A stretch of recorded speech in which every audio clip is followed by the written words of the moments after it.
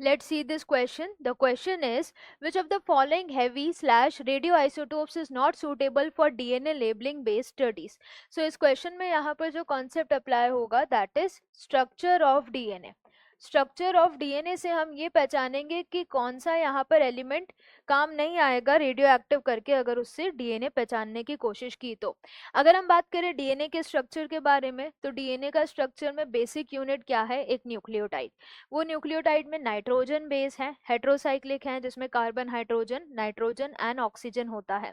इसके अलावा हम बात करें यहाँ पर ये जो स्ट्रक्चर्स थे ये कौन से थे, पेंटोज शुगर के अंदर पाए जा रहे थे।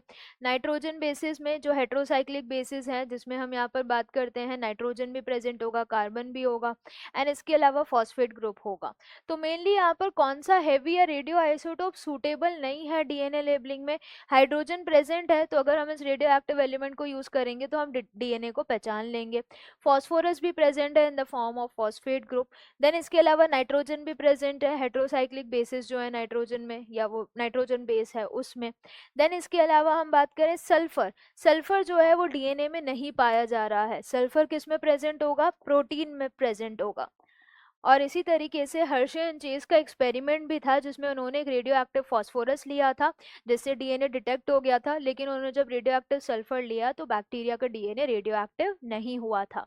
तो जो सल्फर है वो डीएनए में नहीं है, तो इसीलिए इस हैवी या रेडियो आइसोटोप को हमें नहीं यूज करना चाहिए डीएनए लेबलिंग स्टडीज के लिए। तो correct answer is option D.